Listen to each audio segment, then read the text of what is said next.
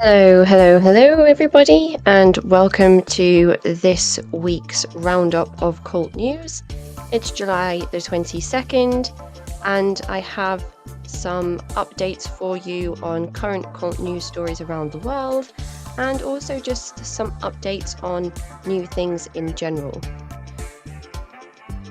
Today, I have worked out how to share the screen, so hopefully we will be more streamlined this week than we were last week. So, without further ado, if the chat works, let's get into things.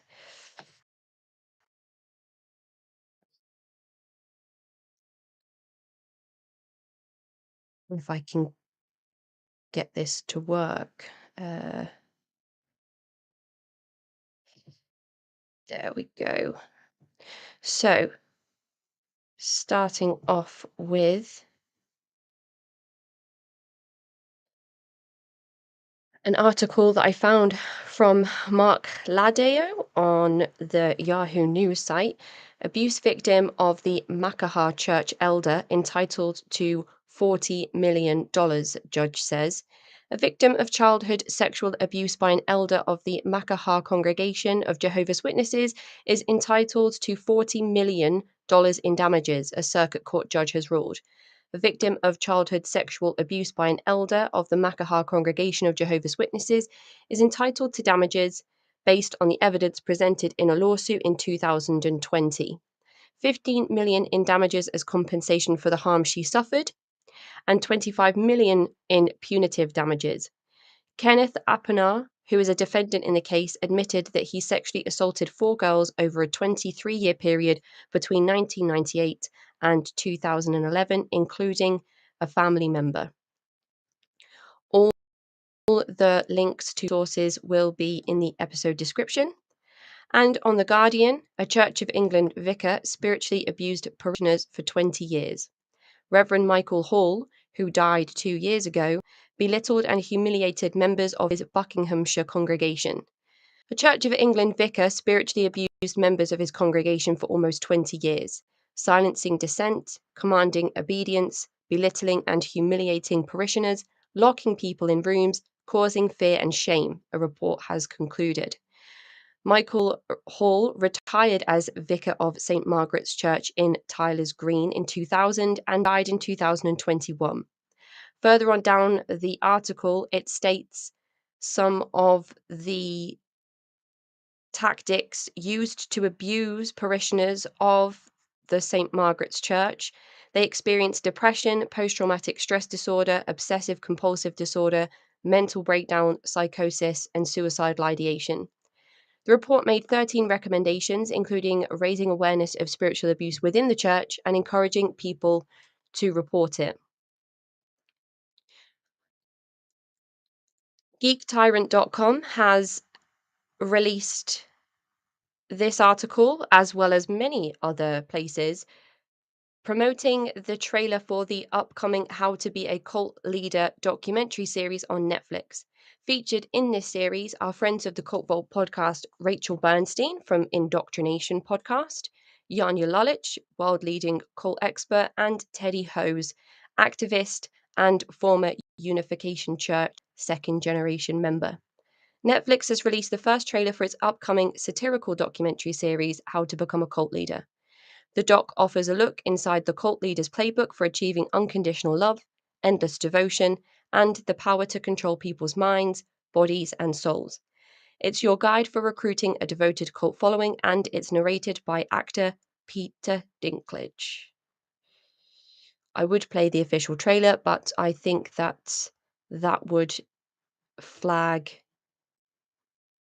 something for me on YouTube in terms of copyright, but it comes out on July 28th, so just a week from today.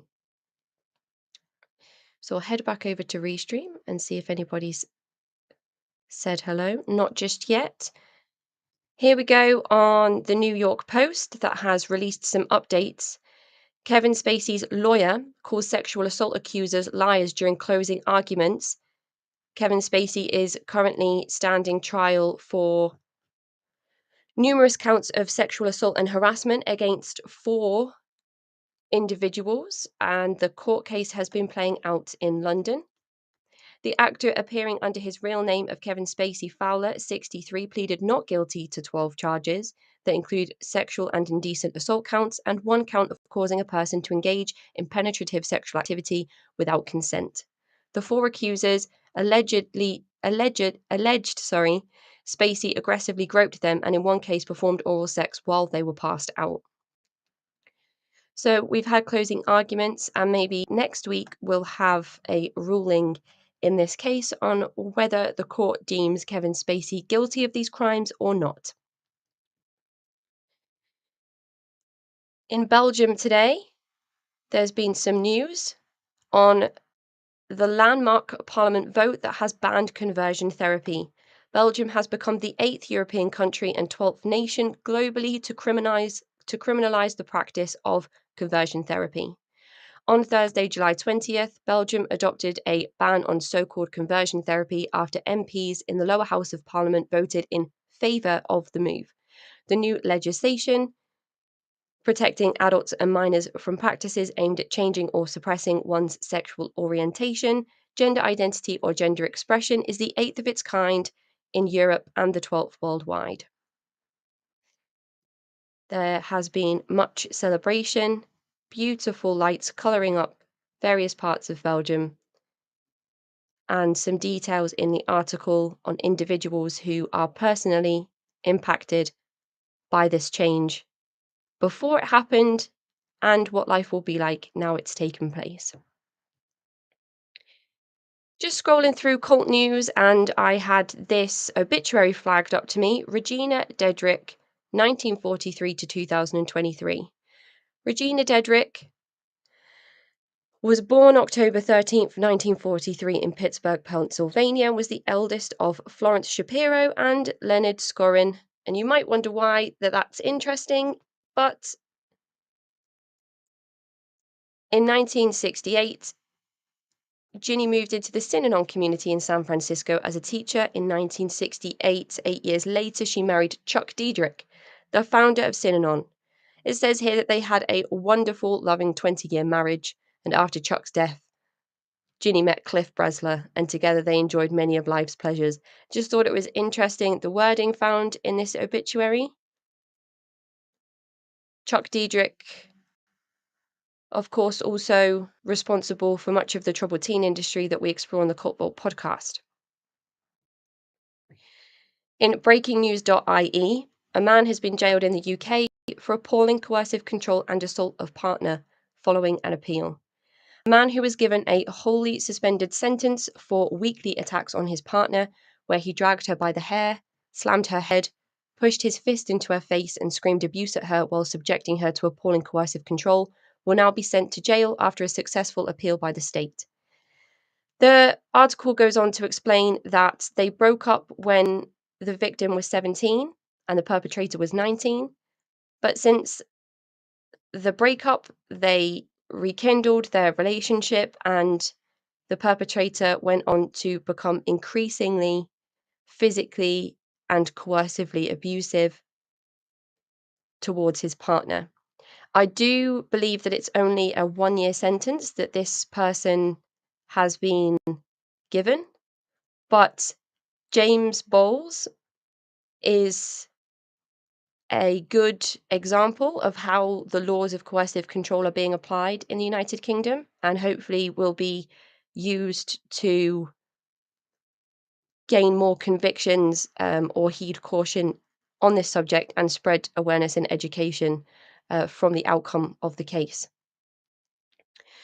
A case that I covered previously on the Cult News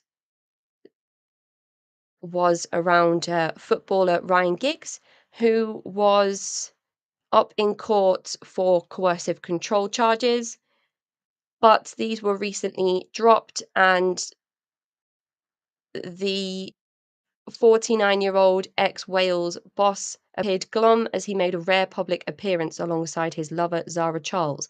Interestingly, people are talking about Ryan Giggs and his innocence. Of course, the case was dropped, so that's the way that people would word it, and that's the way the legal system would word it. It was not through a verdict that Ryan Giggs was found not guilty. It was through the ex-girlfriend who was alleging these crimes against her, who dropped the charges after saying that the process of the legal system was having such a negative impact on her, and that the stress and humiliation that she had endured through going through this process was not worth continuing on. So Miss Greville and her sister Emma had both alleged coercive and controlling behaviour against them at the hands of Ryan Giggs. So those charges have been dropped, and now Ryan Giggs is a free man and won't be charged. Deadline.com has talked about how disgraced actor Danny Masterson has been cut from that 70s show 25th anniversary activation at Comic-Con. So there's been lots of displays and billboards that have been created with the famous faces of the cast of cult hit show That 70s Show, and Danny Masterson is no longer a part of those faces, despite being an original core member of the TV show. Danny Masterson, a lifelong Scientologist, was found guilty of 2 counts of forcible rape in his retrial in May and faces up to 30 years behind bars, and his sentencing will take place early August. So if we have an update on that, I will be sure to let everybody know. Vice.com has released an interesting article on the parallels between neo-Nazi groups and individuals in those groups having child sexual abuse material within their possession. So Jared Boyce, according to court documents last year, crammed himself into the back of a U-Haul with his fellow members of Patriot Front, a UK-based white supremacist group, to protest an LGBTQ pride event in Idaho, and slur attendees as groomers. Standing shoulder to shoulder with the hateful crew wearing matching khaki pants, it's unlikely Boyce knew this would result in him eventually being sentenced to a year in prison for sexual exploitation of a minor. So there is a Patriot Front group in the UK and one that works in different parts of America. Also, once the group pulled up to the event, they were all promptly arrested. And after Boyce's phone was seized, police were not looking for explicit material of children, but they found 22 photos of CSAM. I'm not going to detail what they were. If you want to read about it, I'll put the links in the description, but it's really, really horrific stuff. Boyce pled guilty to 9 felony counts of sexual exploitation, and upon arrest told his parents, "Don't believe what you read in the news. We were just trying to stop the groomers," which is really ironic considering what was found on this person's phone. Interestingly, there seems to be a parallel, as stated here in the Vice article, between far-right white supremacist groups and people obtaining sexually explicit material of children. Another case is described here in the Vice article and goes on to talk about the Order of the Nine Angels and their links to this as well. There's a lot of stuff on the internet at the moment, people saying that individuals, children mostly, are more likely to be victims of somebody in the home or of school or of youth groups than they are to be victims of drag queens and members of the LGBTQ community. Forbes has released an article talking about how Donald Trump could be charged under 1870 statutes that used to be used to prosecute members of the Ku Klux Klan. So Trump has his indictment in federal court coming up as part of the Justice Department's investigation into the January 6th insurrection, the attack on the Capitol building.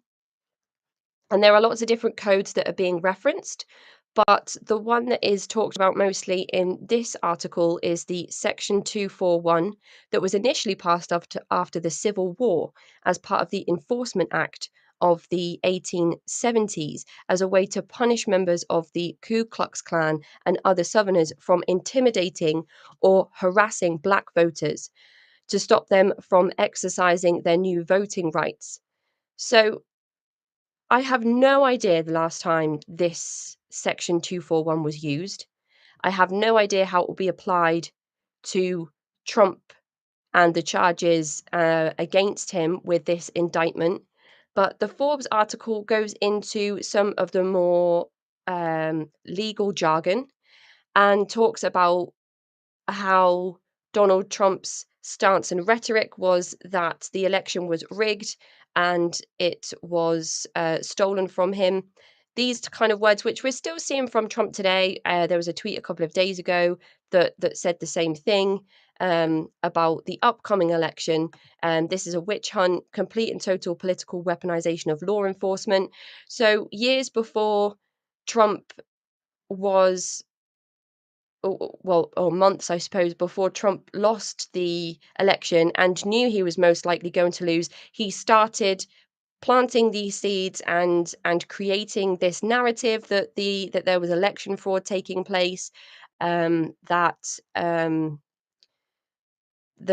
election would be stolen. And when it did, he talked about confirmation.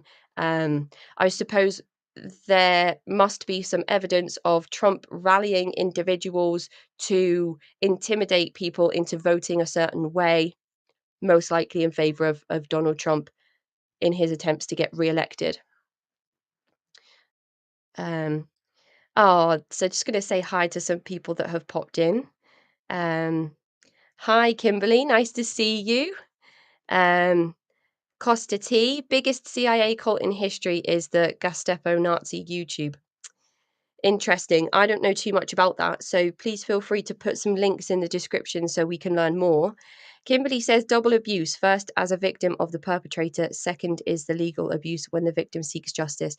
That's what I thought, which is why I thought that the terminology around the wording used in Ryan Giggs is innocent. I don't know that we know that because there was no court ruling. The charges were just dropped because the individual did not want to pursue justice any longer because of what she'd been through in going through that process. So it's so great to see you, Kimberly. Thank you so much for dropping in. I really appreciate it. I know how busy you are. And so let's get the news. Where were we up to? We've done that. So an interesting one that just popped up on my Google alerts. There is a website called codelist.biz that highlights certain TV channels and networks and some of the things that they have been putting out recently. So highlights of the A&E channel from the 3rd to the 9th of July includes a channel premiere of the original documentary The Secret of the Angel of Evil, which details abuse by leaders of La Luz del Mundo, the church in Mexico, which some of you may know about if you've watched the other documentary that came out recently, if you've listened to the interviews on my show, if you've been a member of LLDM, or if you've read about it in the news recently, especially in terms of the leader going through his own trial.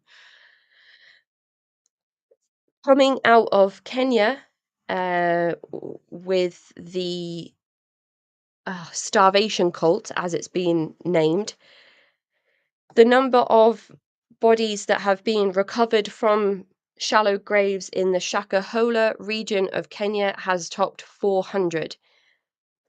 Detectives have exhumed 12 more bodies, with another pastor in custody, and another 613 people have so far been reported missing to the Kenya Red Cross officers stationed in Malindi town.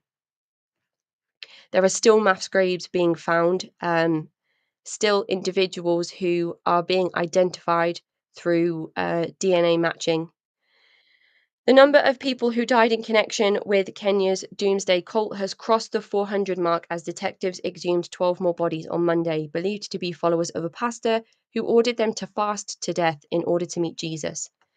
Pastor Paul Mackenzie, who is linked to the cult based in a forested area in Malindi, coastal Kenya, is in police custody along with 36 other suspects. Again, there's not much said in this about the potential organ harvesting that we heard about when this news story first started to reach different newspapers and TV stations. The religionnews.com article goes on to say last month some suspects and people rescued started a hunger strike in prison at a rescue center, prompting the prosecutor to take them to court for attempting to kill themselves. It's such a wild thing that you have to charge somebody with attempted suicide for following some extremist beliefs just to stop people from ending their own lives. It's really such a difficult thing, and there really isn't that much news coming out of Kenya. So we have 36 people in custody. We know that Paul Mackenzie is one of the leading figures, but 400 people across such a large area of Kenya with another 600 or so people missing. This is bigger than 36 people in my mind. The organ harvesting and the underground criminal network makes the most sense in terms of sporadic mass graves and such an organized and um,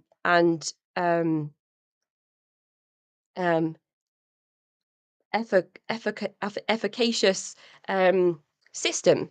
This is with when you look at the events that unfolded in other parts of Africa with mass murder suicides, you have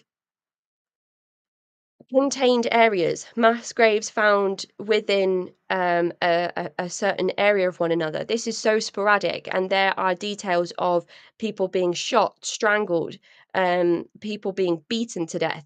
So when people say mass suicide cults or starvation cults, it's so much more than that, and I think it's diminishing to put those labels on things. It makes individuals who perhaps haven't read too much or don't know too much about this subject to instantly go to, oh, it's so silly that people would starve themselves to death. It's mass murder suicide. If there are even any suicides to begin with, we have no idea. But it to me makes the most sense that organ harvesting, human trafficking by means of organ harvesting makes the most sense here. And maybe the Kenya law enforcement are just withholding information as they carry out investigations. There's a lot of people screaming religious persecution. There's a lot of people that are also screaming extremist beliefs and putting bans on certain religious practices. But it's so much deeper than that. So I hope that eventually we'll have some more information about um, the investigation taking place in Kenya, and I truly, truly hope that they they have no more graves to exhume. I can't even begin to imagine the difficulties that officers, families, loved ones are going through, and those people that are awaiting news on whether their loved one has been found in one of these graves. It's absolutely, absolutely horrific.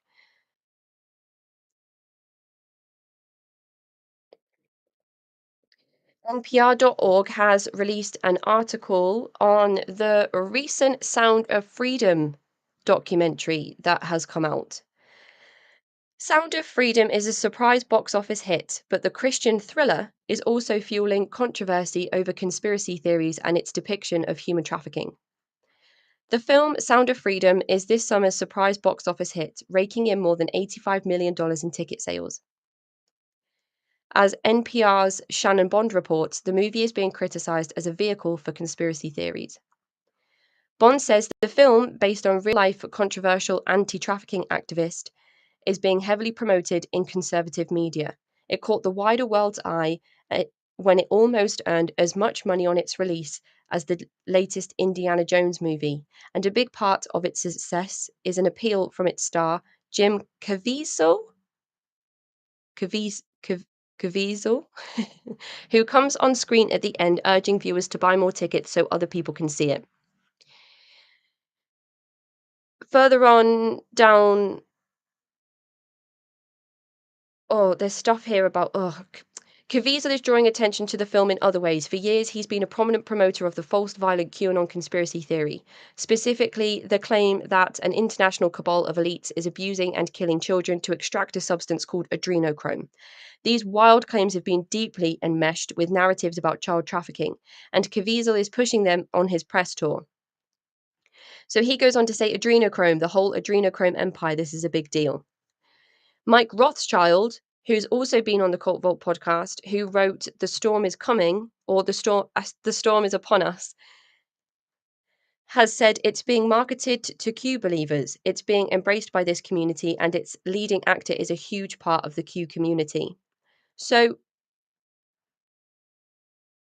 the child trafficking activist that the film is based on has apparently said this is nothing to do with adrenochrome, but then later on made statements that adrenochrome is a very real thing.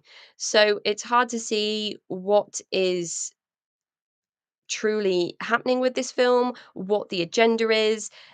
All of the parts of the movie and the production and everything by Angel Pictures or Angel Studios was in production before the Q phenomenon shook the world. So is conservative media using this to push an agenda? Maybe. Is it the success of the film reaching its target audience, as in those that are Q adjacent believers, conspiratorial thinkers, individuals genuinely concerned about child trafficking? Who knows? But there was some uproar last week when the New York Times released a somewhat sympathetic article talking about how impactful the film is, even though most of it speaks to child trafficking in a way that child trafficking isn't actually happening. So it could be doing more damage than anything else. So the Yahoo news page has talked about how a federal judge on Thursday denied a bid from Jacob Chansley to withdraw his guilty plea to obstructing Congress on January the 6th. So the QAnon shaman, Chansley's bare chest, painted face, and hat of fur and horns made him one of the most recognizable participants in the January 6th insurrection. He was also one of the first rioters to admit to a felony crime. Judge Royce C. Lambert sentenced him to November 2021 to 41 months in prison. He said that he could see he was truly repentant, but after 10 seconds or so of Fox News footage played by host Tucker Carlson a few weeks prior showed the Q shaman wandering around the building. So Chansley has then gone to the judge and said he wants this guilty verdict overturned despite already serving the time, because it shows that he was allowed to wander around the halls of the Capitol Hill building on the day of January 6th. But the 10 seconds of footage the judge has said,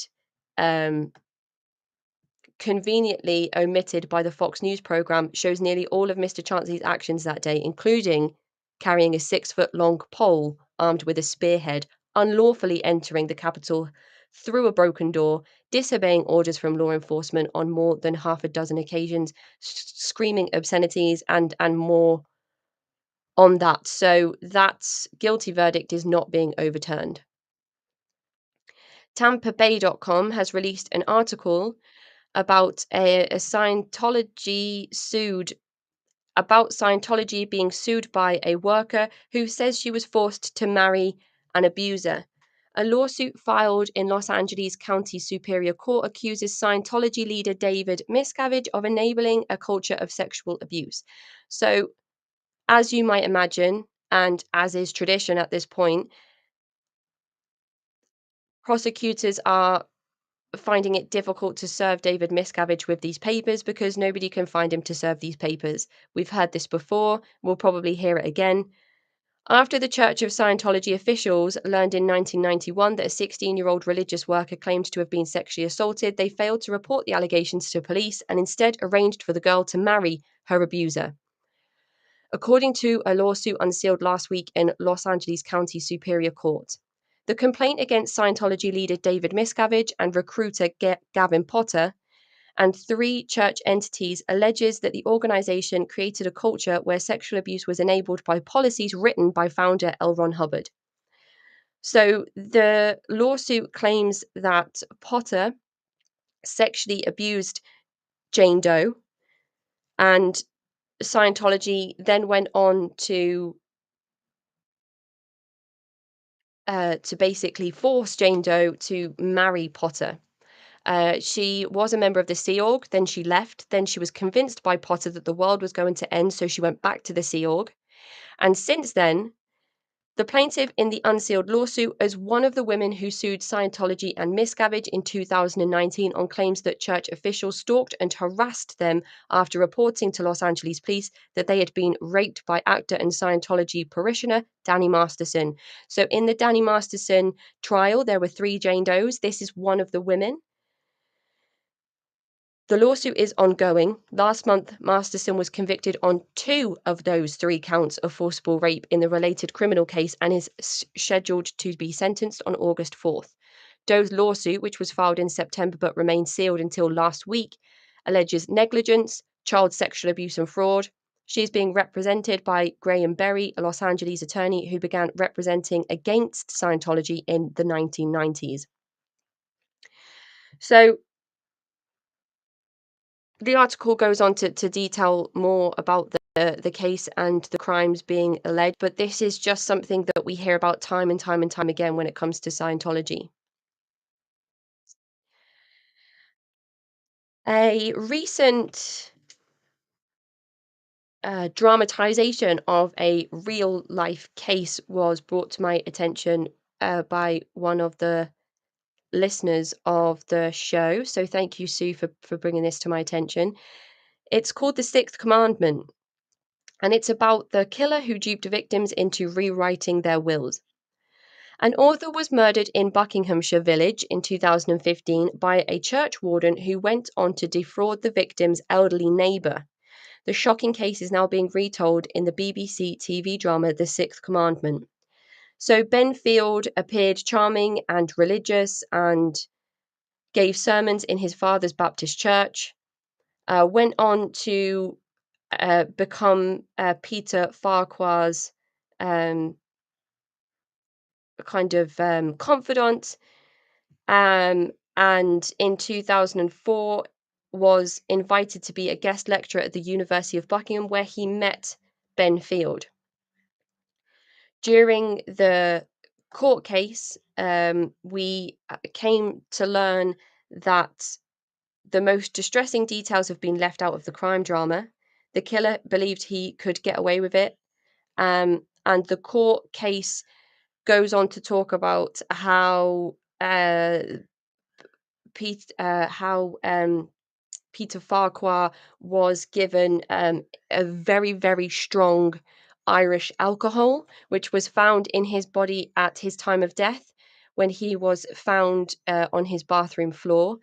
And the will was rewritten several times before Farquhar's death and entitled Ben Field to most of Farquhar's estate, royalties, possessions. Farquhar then went on to abuse, coerce, and exploit Anne Moore Martin, a neighbour of Peter Farquhar. Field seduced both Mr. Farquhar and Miss Moore Martin. There are horrific photos, horrible details in this article of the ways that Ben Field would move things around the home to confuse Mr. Farquhar, how he would gaslight Mr. Farquhar into thinking that he was losing his mind, and how he coerced Mr. Farquhar into changing his will continuously, poisoned his food, laced his drinks, created hallucinations, and almost like psychotic episodes in Mr. Farquhar. So his last few months were just terrorizing. He was just terrorized. It goes on to say how Miss Moore Martin gave £4,400 to Ben Field when he lied to her about needing a new car, and handed over $27,000 for a dialysis machine when Field told her his youngest brother was seriously ill with a kidney condition. And this went on for months and months. There are also depictions, I believe, in the dramatization of the rape of Anne Moore Martin. And as this article has already stated, the worst parts of this case are left out of the dramatization. Oxford Crown Court jurors heard how Mr. Farquhar's drinks were spiked with high-strength Irish alcohol and his food was laced with drugs. He recorded in his journal how he was suffering night terrors and hallucinations. Field admitted drugging Mr. Farquhar for no other reason than to torment him. Prosecutors said that after Mr. Farquhar changed his will 3 times in 2 years to benefit Mr. Field, he had to die. Jurors also heard that during Miss Moore Martin's stay in hospital, Field tried to visit with her, but he was denied access and complained to the police. He admitted that he had made calls to see how much the police knew about him and whether he was in trouble. Interestingly, in June 2020, he was denied appeals, attempted to have his murder conviction overturned in January 2021. His barrister, David Jeremy QC, told the Court of Appeal the conviction was unsafe as the trial judge misdirected the jury. The appeal was dismissed, but there are no details in this about coercive control, which there absolutely should be, I believe, in this whole thing, as brought to my attention by Sue. So thank you so much for that, Sue. If anybody decides to watch this, let me know what you think. I haven't seen it. I am currently watching the Channel 4 series Everybody Else Burns. Very interesting. Let me know if you've watched that. And then on to the last couple of articles of the stream. Eccentric Group, according to Dallas News, Eccentric Group moves into East Texas town. Residents worry about talk of ascension. Locals are worried the group is potentially a cult. Their leader says they're a family. That's the biggest red flag, right? In this whole, people can talk of ascension, but when they talk about being a family, I think, to me, that's a big red flag. So this is a picture of Linda Good McGillis. If you follow investigative journalist Ciaran Warner's work, you'll know that he is doing extensive research into Profundity Yours. Profundity Yours is led by Linda Good McGillis, and apparently they moved into a town and took over, bought a restaurant. Lots of the locals began getting worried about the live streams, the talk in the live streams. There was a doomsday prophecy which has been and gone.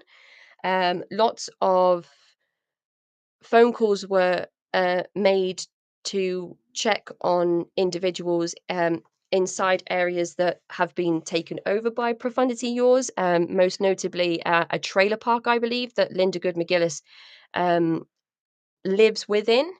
So this is an article that is behind a paywall, so I can't read all of it. But Linda Good McGillis wears what she describes as a Circle of Life medallion around her neck.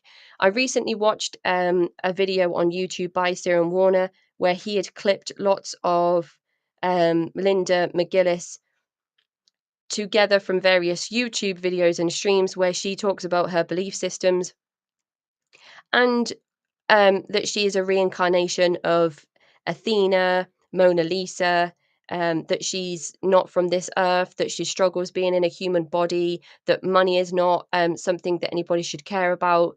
Just lots of the same stuff that we've heard over and over and over and over again. And none of what I heard in the video that Ciaran put together was original in any way whatsoever. There is also a TikTok channel that is run by Ciaran Warner, where he has all of these videos of profundity yaws, clips of Linda McGillis, and also all of his work that he did on another group known as The Body. And that brings us to the end of the news for today. Sue's here. She says, no problem, was really good. I'm glad there was a good dramatization. It's just adding information to the field. I guess I realize I've just left this caption on the whole time. I apologize for that. So, and Berlin 33 says, Cult Vault, I love your work. Thank you so much. I appreciate that. Thank you for dropping in. If anybody knows of any other cult news stories that we should be looking at, that we should be talking about, it's not just cult news, it's news on coercive control, it's news on stalking, it's news on harassment, it's news on Hollywood individuals, celebrities that are being looked at for abuse and wrongdoing, so that we can further the conversations around coercive control and stop the idea that certain behaviors in people are quirky and fun, like when certain actors treat certain people in a way that it is seen as okay because they're famous, but then in society it's not okay. So holding people in a higher regard um, when it's dangerously close to normalizing certain toxic traits and behaviors. So that's why we do a lot about celebrities and stuff as well. Sue says there was a mention of coercion in Benfield's court case, but only as far as of the murder of Peter Farquhar was concerned. Nothing about the coercion of Anne Morton. She was raped at 83 years old by a 25-year-old. That is horrific. It's being picked up on by certain documentary makers and TV studios. Hopefully, we can continue this conversation around coercive control, understanding understanding cults, understanding undue influence and exploitative persuasion, and all the different types of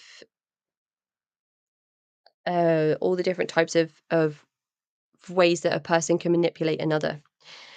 Sue's just put an article here in the chat. For some reason, I can't open it.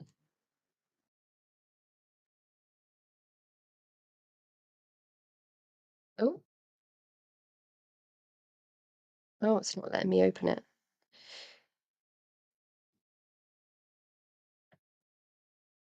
Michael Hall. Oh, I think we might have. Did we cover that? Yeah, we've covered that. This one here. Yes, yeah. Reverend Michael Hall, who died in 2021. Yeah, we covered that at the start of the stream. But thank you for that, Sue. That's great. That's exactly the sort of stuff that's coming up on my radar when I'm looking at cult news. So I think that's pretty much all of the cult news that we have for this week. And I will join you all next week for another update on different things happening around the world. I'm your speaker, Casey, host of the Cult Vault podcast. Enjoy the rest of your weekend.